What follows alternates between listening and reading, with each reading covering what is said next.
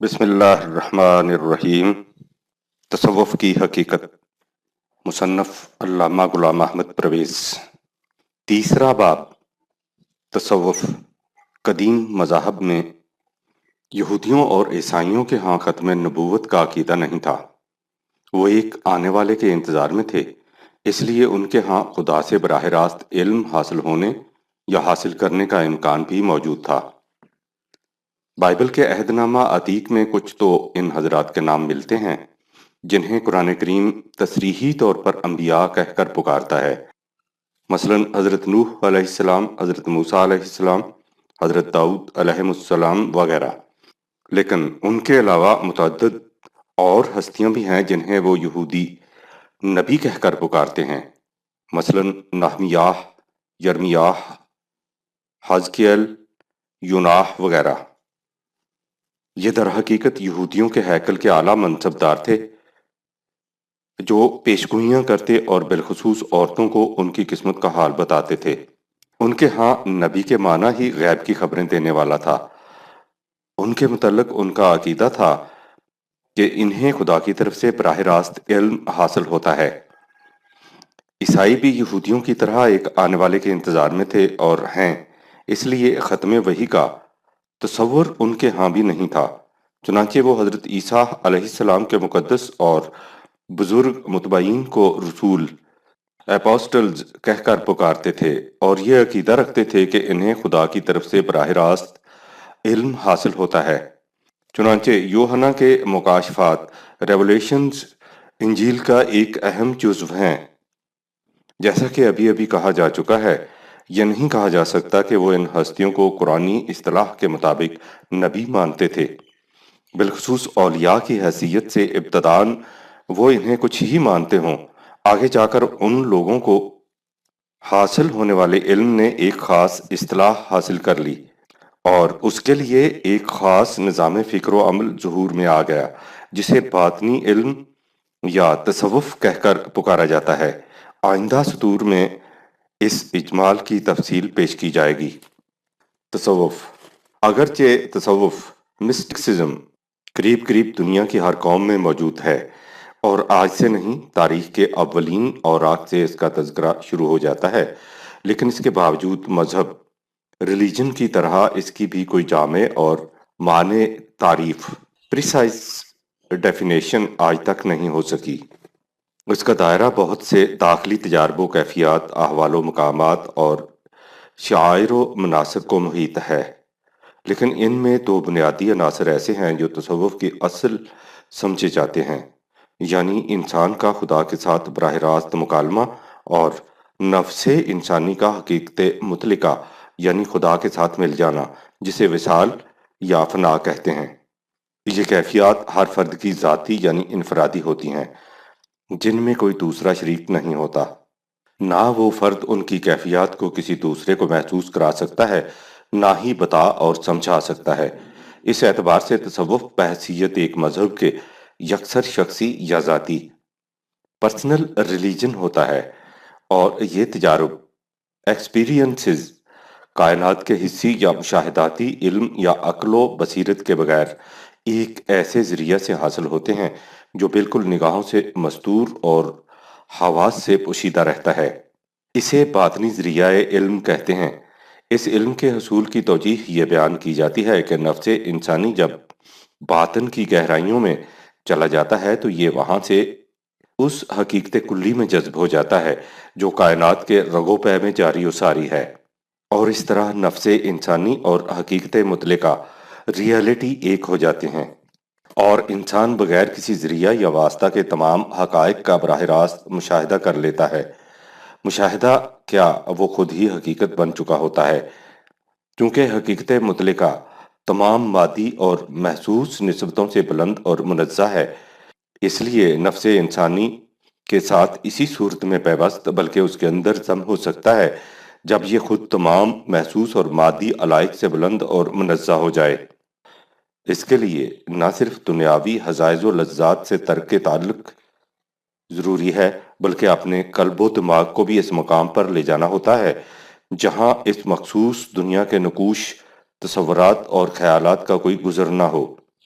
مکمل تاریکی یعنی مادی دنیا کی آلائش تو ایک طرف، محسوس اشیاء کے تصورات اور خیالات تک بھی دماغ میں نہ آنے پائیں۔ تصوف کی اصطلاح میں اس کیفیت کو مکمل تاریکی، کمپلیٹ ڈارکنیس سے تعبیر کیا جاتا ہے۔ ضمناً مسٹسزم اصل کے اعتبار سے یونانی زبان کا لفظ ہے جس کے معنی آنکھیں بند کر لینا ہے۔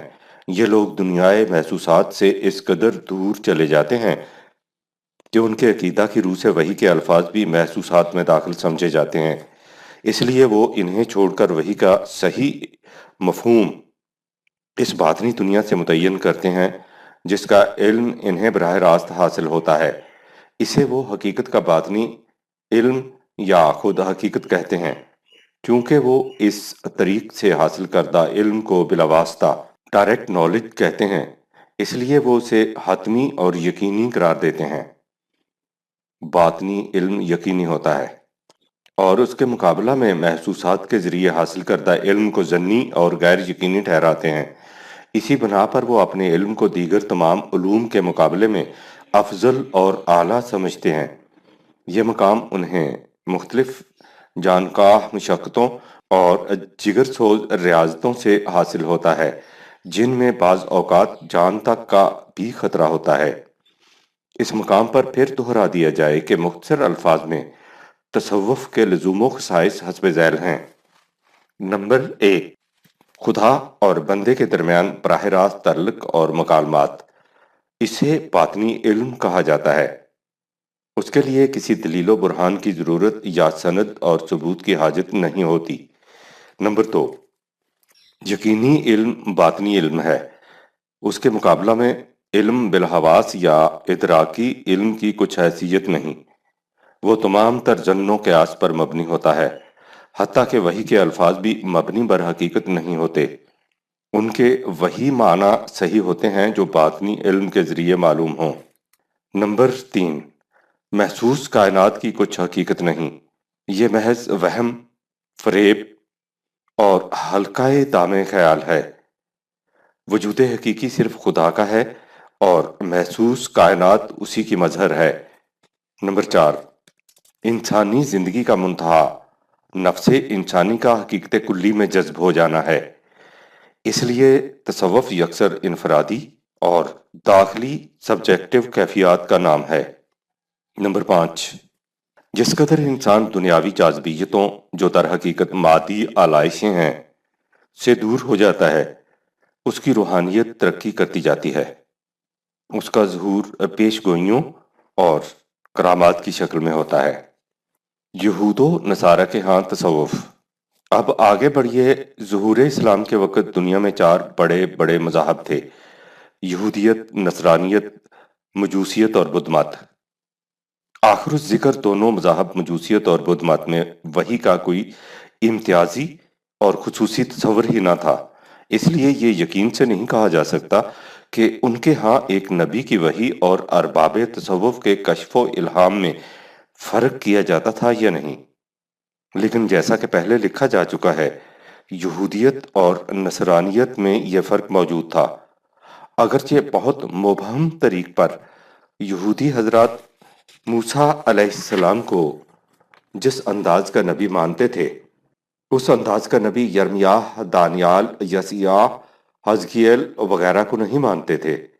لیکن مشکل یہ ہے کہ وہ انہیں بھی نبی، پروفٹ ہی کہتے تھے، اس لیے کہ ان کے ہاں نبی کے معنی ہی تھے پیش گوئیاں کرنے والا، اس لیے اس کا ترجمہ پروفٹ کیا جاتا ہے۔ اس لیے بادی النظر میں یہ سمجھنا دشوار ہو جاتا ہے کہ ان کے ہاں ایک رسول کی وحی اور ایک ولی کے الہام میں فرق کیا جاتا تھا یا نہیں۔ عیسائی اپنی انجیل کے مرتبین لوقا، مرکس وغیرہ کو سینٹ، ولی کہتے ہیں اور انہیں حضرت عیسیٰ علیہ السلام کا ہم مرتبہ نہیں مانتے۔ یہ غالباً اس لیے کہ ان کے نزدیک حضرت عیسیٰ علیہ السلام کا مقام الوہیت ہے جس میں کوئی اور شریک نہیں ہو سکتا۔ ان کے بعد بھی ان کے ہاں اولیاء، سینٹس ہی کا سلسلہ چلتا ہے۔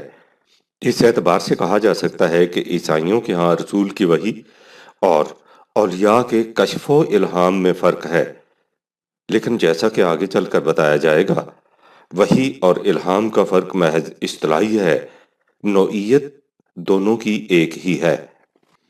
یہودیت ظواہر پرستی کا مذہب ہے، اس لیے اس میں باطنیت کی گنجائش بہت کم تھی، لیکن معلوم ہوتا ہے کہ بیت المقدس کی پہلی تباہی کے بعد بابل کی اسیری کے زمانہ میں، جبکہ قوم اپنے ضعف و انحطاط کی انتہا تک پہنچ چکی تھی، اور یہی زمانہ تصوف کے ابھرنے کا ہوتا ہے، ان میں بھی کچھ باطنیت کے آثار نمودار ہونے شروع ہو گئے۔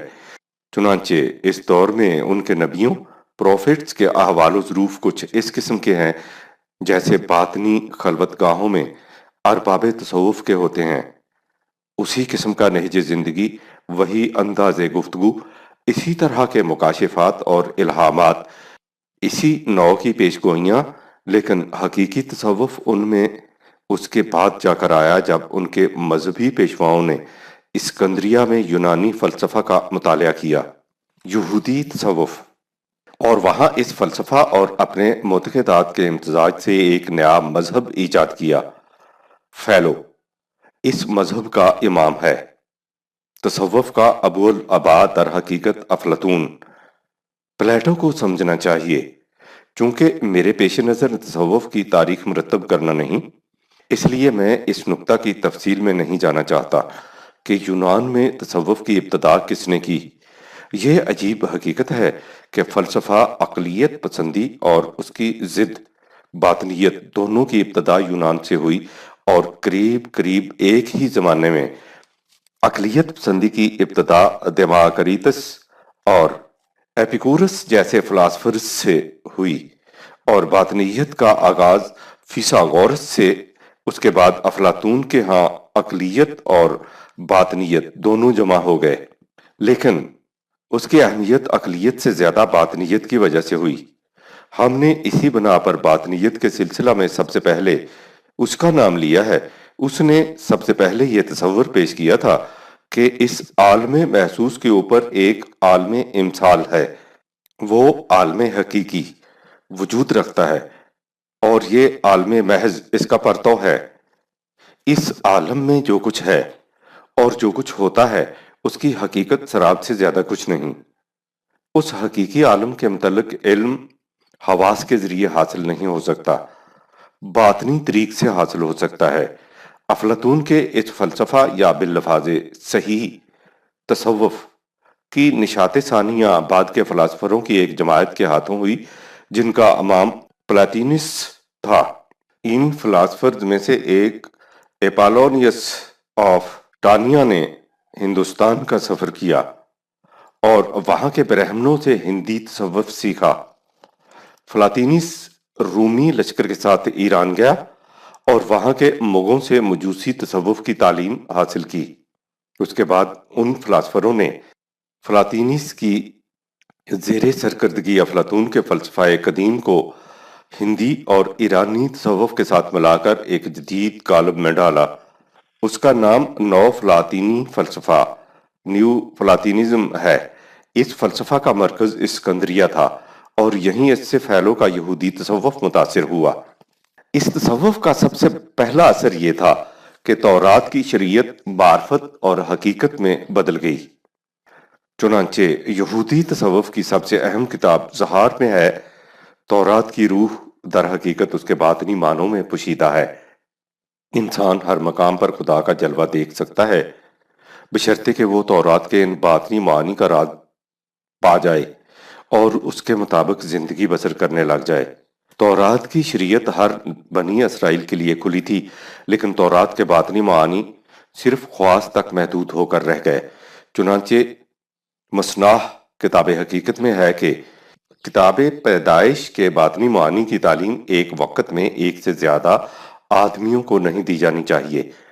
اس کی سخت ممانعت ہے، اور کتاب حزقیل کے پہلے باب کی تعلیم تو کسی آدمی کو بھی نہیں دینی چاہیے تا وقت کہ اس نے مقام ولایت حاصل نہ کر لیا ہو۔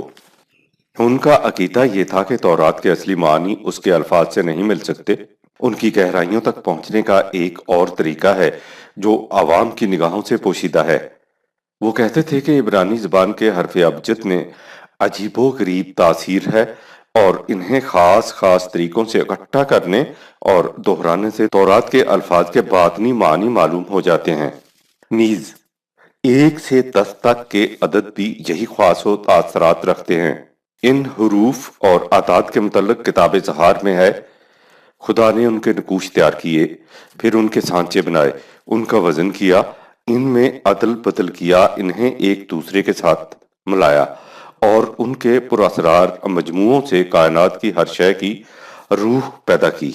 چنانچہ کائنات میں جو کچھ موجود ہے وہ بھی انہی کی قوت کے سہارے قائم ہے، اور جو کچھ پیدا ہوگا وہ بھی انہی کے ذریعے پیدا ہوگا۔ ان حروف اور اعداد کا باطنی علم حقیقی ہے، اور اس سے انسان پر اسرار و رموز کائنات اور تورات کے حقیقی مفہوم کی راہیں کھلتی ہیں۔ جس پر یہ راہیں کھلتی ہیں اس سے عجیب و غریب کرامات صادر ہونے لگ جاتی ہیں۔ چنانچہ ان کے ربانی صوفیوں، ربانک مسٹکس کی شعبدہ بازیوں کے عجیب و غریب قصے مشہور ہیں۔ مثلاً یہ کہ وہ سبت کی شام کو رموز کائنات کے حل کرنے میں مصروف ہوتے، بھوک لگتی تو ایک 3 سالہ بچڑا نمودار ہو جاتا جسے وہ کھا جاتے۔ وقص علی ھذا، ان کے یہ ارباب تصوف اپنے ہاں کی الہامی کتابوں کی تعویلات اپنے ذاتی مکاشفات سے کرتے اور خوابوں کی تعبیر سے زندگی کے مسائل کا حل بتاتے اور آنے والے واقعات کی خبریں دیتے۔ جب عیسائیت کا ظہور ہوا تو یہ تصوف یہودیوں میں عام تھا۔ حضرت عیسیٰ علیہ السلام کی تعلیم خدا کے ہر سچے نبی کی تعلیم کی طرح ان خرافات کے خلاف ایک صدائے احتجاج تھی۔ یہی وجہ تھی کہ یہودی پیشوائیت ان کی جان تک کی دشمن ہو گئی، لیکن ان کی تشریف براری کے بعد خود عیسائیت یہی کچھ بن کر رہ گئی۔ ایک تو اس لیے کہ جو لوگ عیسائیت اختیار کرتے وہ بالعموم پہلے یہودی ہوتے، اور دوسرے اس لیے کہ عیسائیت اپنے ابتدائی دور ہی میں سخت نامساعد حالات کا شکار ہو گئی، اس لیے اسے بہت جلد مجاہدانہ حرکت و حرارت کو چھوڑ کر تصوف کی برودت گاہوں میں پناہ لینی پڑی۔ بہرحال اب ہم عیسائیت کی طرف آتے ہیں۔ عیسائیت میں تصوف، عیسائیت میں پہنچ کر تصوف نے ایک منظم مسلک، آرگنائزڈ سسٹم کی شکل اختیار کر لی۔ اب باقاعدہ خانقاہیں قائم ہو گئیں، ان کے قواعد و ضوابط وضع ہوئے، ان میں داخلہ کی شرائط مقرر ہوئیں، ان کے اندر زندگی بسر کرنے کے طور طریقے متعین ہوئے، ان کی نہایت سختی سے پابندی لازمی ٹھہرائی گئی۔ اس روحانی ترقی کے لیے مختلف قسم کی ریاضتوں اور مشقتوں کے زینے تجویز کیے گئے۔ جگہ جگہ مختلف اولیاء، سینٹس نے اپنے مرکز قائم کیے، اور اس طرح پورا مذہب تصوف کی آماجگاہ بن گیا۔ اب ہر مقام پر اس قسم کے الفاظ دہرائے جانے لگے کہ اگر تم حواس کے دروازے بند کر کے دل کی آنکھیں کھولو، اگر تم جسمانی لذائذ سے منہ موڑ کر روحانی کیفیات کا پیچھا کرو، تو تم خدا کو اپنے سامنے بے نقاب دیکھ لو گے۔ جب آدم اور حوا کی جسمانی آنکھیں کھلی ہیں تو ان کی روحانی آنکھیں بند ہو گئی تھیں، لیکن ان کے بعد یسوع مسیح آیا کہ جن کی آنکھیں بند ہیں وہ دیکھنے لگ جائیں، اور جو دیکھ رہے ہیں ان کی آنکھیں بند ہو جائیں۔ پس یاد رکھو، حواس کی آنکھیں بند اور دل کی آنکھیں کھولنے سے خدا اور اس کا اکلوتا بیٹا بے نقاب ہو کر سامنے آ سکے گا۔ Saint organ. اس مقصد کے لیے ترک دنیا، ترک علائق، ترک خیالات، ترک آرزو غرض کے روحانیت کے سوا ہر شے کا ترک ضروری قرار پا گیا، اور حقیقی زندگی اسے سمجھا گیا جس میں انسان ہر وقت گوش بندو چشم بندو لب بند کی حالت میں مراقبہ میں بیٹھا رموز و اسرار کائنات کے جلوے دیکھتا رہے، یعنی وہ عالم غیب، وہ دنیا نور، وہ بلند سے بلند تر مقام جہاں سادہ، غیر متبدل اور مطلق حقیقتیں باطنیت کی مضمر خاموشیوں کی نورانی قباؤں میں لپٹی ہوئی ہیں، ان کے جلوے دیدہ ظاہر بین سے نہیں دیکھے جا سکتے۔ انہیں دیکھنا چاہتے ہو تو اپنے حواس کو بھی پیچھے چھوڑ دو، اور عقل و خرد اور شعور و ادراک کو بھی، یعنی ہر اس چیز کو جو عقل و حواس کے ذریعے سمجھ میں آ سکتی ہے۔ خواہ وہ موجود ہے یا غیر موجود، سب کو چھوڑو اور اپنے آپ کو اس میں جذب کرنے کی کوشش کرو جو ان تمام حدود و قیود سے ماورا ہے۔ یاد رکھو، اگر تم میں ان نسبتوں میں سے کوئی نسبت بھی باقی رہی جن سے وہ ماورا ہے تو تم اس تک نہیں پہنچ سکو گے۔ اس کے نور کی شعاع کامل تاریکی میں نظر آیا کرتی ہے، کامل تاریکی میں، ڈائنوسس۔ اس کے لیے ترک دنیا، مرشد کی اطاعت، خاموشی اور انکساری اولین شرائط ہیں۔ سینٹ بینیڈکٹ: ان طریقوں سے ایک تارک دنیا زاہد کی کیفیت یہ ہو جاتی ہے کہ اسے ایک نور کی چادر اڑا دی جاتی ہے، اس کے دل سے روشنی کی کرن پھوٹتی ہے جو اور زیادہ گہری اور تیز روشنی کی طرف اس کی رہنمائی کرتی ہے، تاکہ وہ دریائے نور میں غرق ہو جاتا ہے۔ اب اسے اپنے آپ پر بھی کوئی اختیار نہیں رہتا، وہ دنیا داروں کی نگاہوں میں پاگل اور وحشی سا نظر آنے لگتا ہے، لیکن در حقیقت وہ تکمیل نفس کی منزلیں طے کر رہا ہوتا ہے، اور تمام اسرار و رموز کے پردے اس کی آنکھوں سے اٹھتے جاتے ہیں، اور آخر الامر وہ خود حقیقت مطلق میں جذب ہو جاتا ہے۔ خدا اور انسانی روح کے اس تعلق کو سینٹ آرگن عروسی تعلق کی اصطلاح سے تعبیر کرتا ہے، اور ان کے دوسرے ولی سینٹس بھی اسے آسمانی دلہن، ہیمنلی سپوز کہہ کر پکارتے ہیں، چونکہ اس طرح زہد و انزوا کی زندگی بسر کرنے والے عوام کی نگاہوں میں بے حد مقبول اور واجب التعظیم قرار پاتے تھے، ان کی پرستش ہوتی تھی۔ اس لیے رفتہ رفتہ لوگ فوج در فوج اس مسلک کی طرف بڑھنے شروع ہو گئے۔ چنانچہ چوتھی صدی عیسوی میں حالت یہ ہو گئی تھی کہ بستیاں خالی ہو رہی تھیں اور خانقاہیں آباد۔ شام اور فلسطین کے علاقے خاص طور پر اس مشرب خانقاہیت کے مراکز تھے۔ خانقاہوں کی زندگی: ان خانقاہوں موناسٹریز کے اندر عبادت گزاری کے کیا طریقے تھے؟ ان کی تفاصیل خانقاہیت موناسٹکسزم کے متعلق لٹریچر کے مطالعہ سے مل سکتی ہیں۔ ان لوگوں کی حالت عجیب تھی۔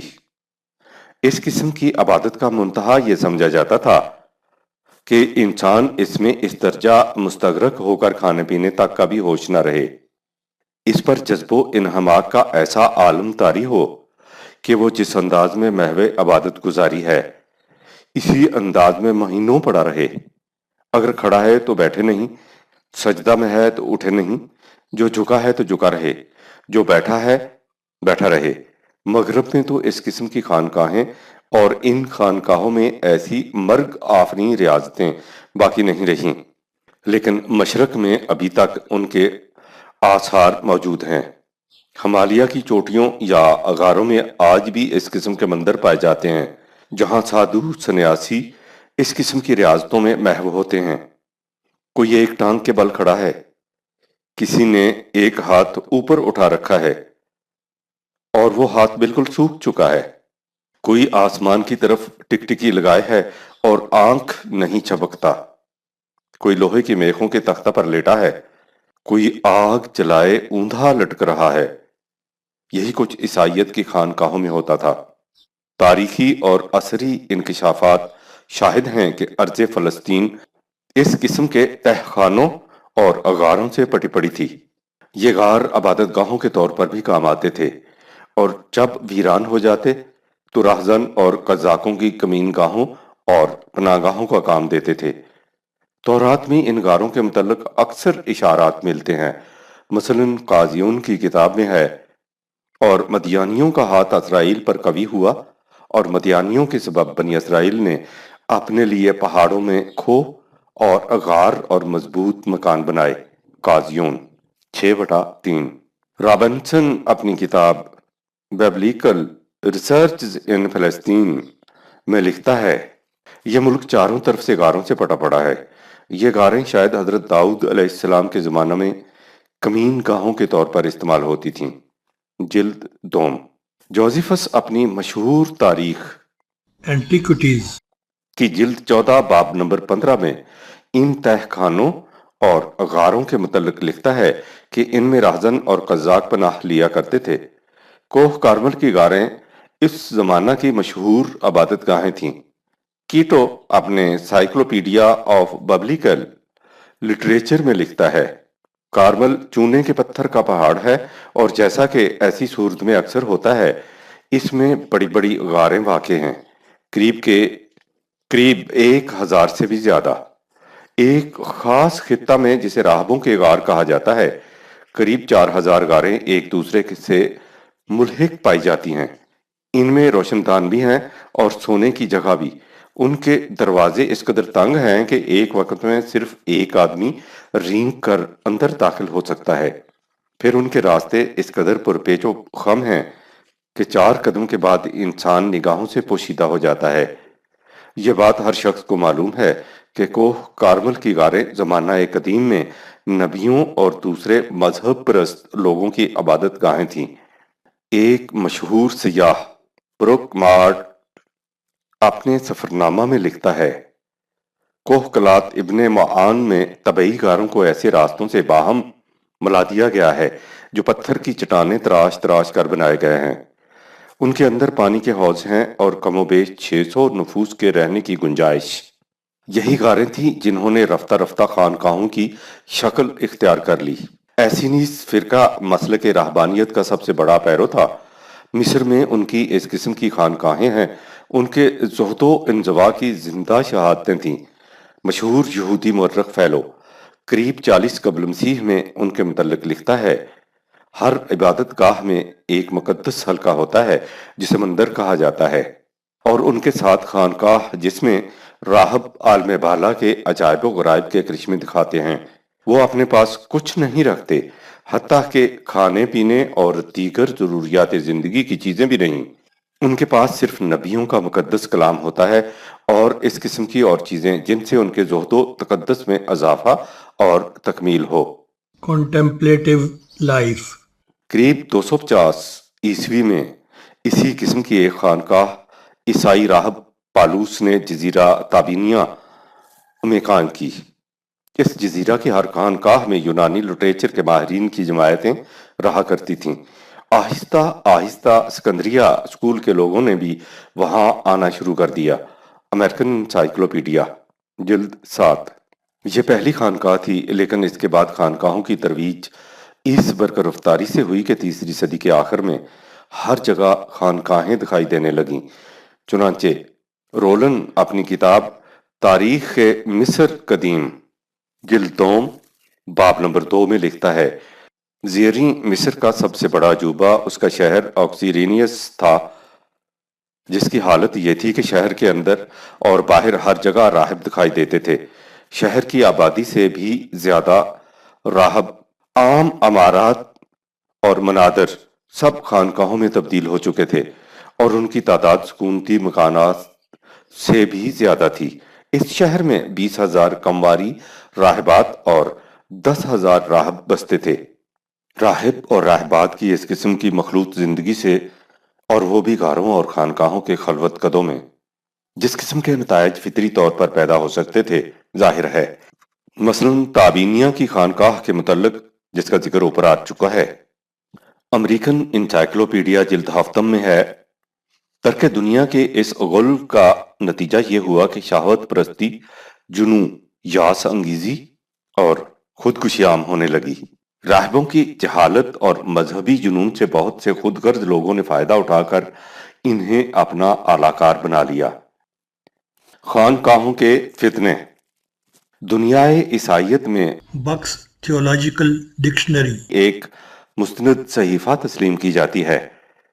اس میں مونکس کے عنوان کے تحت مصر کی تحریک کے خانقاہیت کے عروج کی داستان بیان کرنے کے بعد لکھا ہے، تھوڑے ہی عرصہ میں تمام مشرق سہل انگار انسانوں کی جماعتوں سے بھر گیا، جنہوں نے تمام دنیاوی علائق سے قطع تعلق کر کے کرب و اذیت اور مصائب و نوائب کی زندگی اختیار کر لی، تاکہ اس کے ذریعہ خدا اور عالم ملکوت سے قرب حاصل کیا جا سکے۔ لیکن کچھ عرصہ کے بعد ان لوگوں کی شہوت پرستی ضرب المثل ہو گئی، نیز انہوں نے مختلف مقامات پر لوگوں کو مشتعل کر کے ہنگامے اور شورشیں برپا کرانا شروع کر دیں۔ مستند مصنفوں کی شہادتوں سے مترشح ہوتا ہے کہ یہ لوگ بالعموم سہل انگار، جاہل، آوارہ مزاج اور حدود فراموش عیش پسند واقع ہوئے تھے، جن کی زندگی کا مطمع نظر تمول، سہل انگاری اور عیش پرستی تھا۔ ان تارک الدنیا زاہدوں سے ایک دنیا تنگ آ رہی تھی۔ لپٹ لپٹ کر مانگنے والے بھکاری راہبوں کے لباس میں ہر گلی کوچہ میں آوارہ پھرتے دکھائی دیتے تھے۔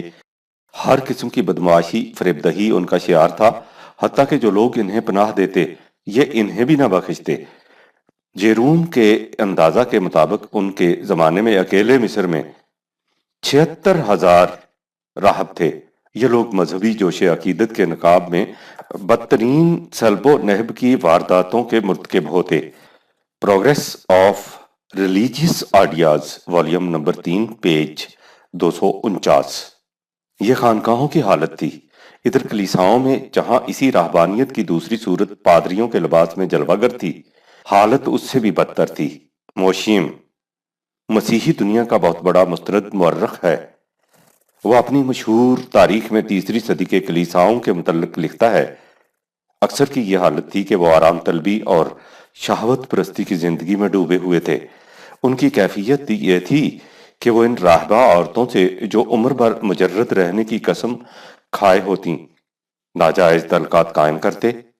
ان خوبصورت راہبات کو اپنا شریک بستر بنا لینا ان کے معمولات میں داخل ہو چکا تھا۔ یہ اعمال کی کیفیت تھی، اور عقائد کی یہ حالت کے موشیم مذکور چوتھی صدی کے مذہب پرستوں کے متعلق لکھتا ہے، ارض فلسطین اور دوسرے ولیوں کی قبروں کی زیارتوں کے لیے اطراف و اکناف عالم سے لوگ چلے آتے، یہ سمجھ کر کہ حقیقی نیکی اور یقینی نجات صرف وہیں مل سکتی ہے۔ توہم پرستی کی لگام کو ذرا ڈھیلا کیجیے اور پھر دیکھیے کہ یہ کس طرح حدود فراموش وسعتوں تک پھیل جاتی ہے۔ چنانچہ ان میں بیہودہ معتقدات اور لا یعنی رسومات کا نت نئے دن اضافہ ہوتا چلا گیا۔ اس سرزمین کی مٹی کو لوگ تبرکن لے جاتے۔ اس کے متعلق عقیدہ یہ تھا کہ یہ خبیث روحوں کے بد اثرات سے محفوظ رکھنے کے لیے اکسیر ہے، چنانچہ اس مٹی کی ہر جگہ بڑی بڑی قیمتوں پر خرید و فروخت ہوتی۔ اب ان راستوں سے مذہبی دکاندار آنا شروع ہو گئے، جن کا اصول اس کے سوا کچھ نہ تھا کہ لوگوں کی جہالت اور عقیدت سے فائدہ اٹھا کر اپنا الو سیدھا کیا جائے اور اس طرح دولت اکٹھی کر لی جائے۔ انسانی فطرت کی افتاد کچھ ایسی ہے کہ ہر نئی چیز عجوبہ اور کرامت بن کر نظر آتی ہے۔ اس کمزوری سے فائدہ اٹھا کر کیا یہ جاتا کہ مٹی کے ڈھیروں کو ولیوں کی قبریں بنا بنا کر ان کی پوجا کرائی جاتی۔ ولیوں کی فہرستوں میں آئے دن اضافے ہوتے رہتے اور چوروں اور ڈاکوؤں کو مقدس شہداء بنا کر پیش کیا جاتا۔ کسی مردے کی ہڈیاں ویرانے میں دفن کر دی جاتی، پھر مشہور کر دیا جاتا کہ ہمیں خواب میں دکھائی دیا ہے کہ اس جگہ ایک بہت بڑے بزرگ مدفون ہیں۔ راہبوں کی جماعتیں کریا کریا گشت لگاتی اور یہ لوگ نہایت دیدہ دلیری سے نہ صرف بزرگوں کی طرف منسوب کردہ فرضی تبرکات بیچتے، بلکہ عوام کی نگاہوں کو یہ کہہ کر بھی دھوکہ دیتے کہ ہم جنات نکالتے ہیں اور بھوت پریت کو مار بکھاتے ہیں۔ غرض کہ اس قسم کی مکاری اور چال سازی اس قدر عام ہو رہی تھی کہ اس کی تفصیل کے لیے ایک ضخیم کتاب کی ضرورت ہے۔ مشہور مورخ گبن، جس نے روما کی عظیم الشان سلطنت کے انحطاط و سقوط کی عبرت انگیز داستان لکھی ہے، اس باب میں لکھتا ہے، یہ کامیاب تجربہ کہ ولیوں کے تبرکات سونے اور جواہرات سے بھی زیادہ بیش قیمت ہیں، پادریوں کے لیے کلیسا کے خزانوں میں اضافے کرنے کی تحریص کا موجب بنا۔ انہوں نے امکانات و صداقت کو بالائے طاق رکھ کر پرانی ہڈیوں کے لیے عجیب و غریب نام وضع کیے اور پھر ان ناموں کی طرف محیر العقول کارنامے منسوب کیے۔ حضرت مسیح کے حواریوں اور ان مقدس لوگوں کے چہروں پر جنہوں نے نیک اعمال میں ان کی پیروی کی تھی، قسم قسم کے مذہبی افسانوں کی سیاہ چادر ڈالی گئی۔ جسور و غیور شہداء کی فہرست میں ہزارہا ایسے فرضی مشاہیر کا اضافہ ہو گیا جن کا وجود ان افسانہ ترازوں کے ذہن سے باہر کہیں نہیں تھا۔ اس بدگمانی کے لیے کافی وجوہات موجود ہیں، ٹیٹورس کا کلیسا ہی ایسا نہ تھا جس میں ولیوں کے بجائے جعل سازوں کی ہڈیوں کی پرستش ہوتی تھی، اور جگہ بھی ایسا ہوتا تھا۔ اس توہم پرستی نے ایک طرف فریبکاری اور خوش اعتقادی کی راہیں کشادہ کر دیں، اور دوسری طرف دنیائے عیسائیت سے تاریخ اور بصیرت دونوں کے چراغ گل کر دیے۔ ان ولیوں کو کعبہ مقصود و قبلہ حاجات اور مصائب و نوائب میں مشکلات کشا تصور کیا جاتا تھا۔ ٹونزینڈ اپنی کتاب travels in Spain volume 3 page 215 میں لکھتا ہے، یہ امر لوگوں کے لیے خوشی کا موجب ہوتا ہے کہ ان لوگوں کے پاس اتباع کی حذاقت کے علاوہ امراض کے دفیہ کے لیے ایک اور بھی امید کا سرچشمہ ہے۔ وہ سرچشمہ جو کسی مصیبت میں بھی ناکام نہیں رہتا۔ مثلاً ان کے نزدیک انتھلی ولی اپنے متقدین کو آگ سے محفوظ رکھتا ہے، اور ایک دوسرا انتھلی انہیں پانی کی مصیبت سے نجات دلاتا ہے۔ بارہرا ولی جنگ اور بجلی کے حوادث میں جائے پناہ ہے۔ بلاس ولی گلے کی بیماریوں کو اچھا کرتا ہے۔ لوسیا ولی آنکھوں کے امراض کو شفا دیتا ہے۔ نکوس ولی جوان عورتوں کی امداد کرتا ہے جو شادی کی متمنی ہوں۔ ارمتی ولی حمل کے ایام میں ان کی حفاظت کرتا ہے۔ پولونیا ولی دانتوں کو محفوظ رکھتا ہے۔ ڈومینگو ولی بخار اتار دیتا ہے، اور روک ولی کی طرف طاعون کی مصیبت میں رجوع کیا جاتا ہے۔ قصہ مختصر، کوئی بیماری ہو یا کوئی مصیبت، اس کے دفیہ کے لیے کوئی نہ کوئی ولی موجود ہے جس سے دعا کے ذریعے اعانت طلب کی جاتی ہے، اور وہ اپنے پکارنے والے کی مدد کو پہنچ کر اس کی تکلیف میں دستگیری کرتا ہے۔ یہ تھے اس وقت کے حالات جب اسلام کا ظہور ہوا۔ ہم نے ایران اور ہندوستان کے تصوف کا تذکرہ اس مقام پر قصداً نہیں چھیڑا، اس لیے کہ اس وقت عرب اور اس کے گرد و پیش یہودی اور نصرانی ہی پھیلے ہوئے تھے۔ ہند و ایران کے ساتھ ان کے روابط و علائق براہ راست نہیں تھے۔ یوں بھی یہودی اور نصرانی تصوف، ایران کے مجوسی مانوی تصوف اور ہندوستان کے بدھی تصور فنا اور وحدت وجود کو اپنی آغوش میں لے چکے تھے۔ ہندی تصوف ویدانت کا سب سے بڑا پرچارک مبلغ شنکر آچاریہ ہے۔ اس کے نزدیک اصل علم آتم ودھی یا معرفت نفس ہے۔ وہ روح کو ازلی اور غیر فانی مانتا ہے اور خارجی کائنات کو فانی۔ اس کی تعلیم یہ ہے کہ برہمہ ادراک سے بالا تر ہے، اور اس کی حقیقت معلوم کرنے کا ذریعہ وجدان معرفت ہے۔ کائنات اور اس کی تمام اشیاء سراب مایا ہے۔ میں بھی مایا ہے۔ ترک خواہشات کے ذریعے انسان مایا کے فریب سے نکل سکتا ہے۔ شنکر آچاریہ کے علاوہ ویدانت کا ایک بڑا مبلغ پتنجلی ہے۔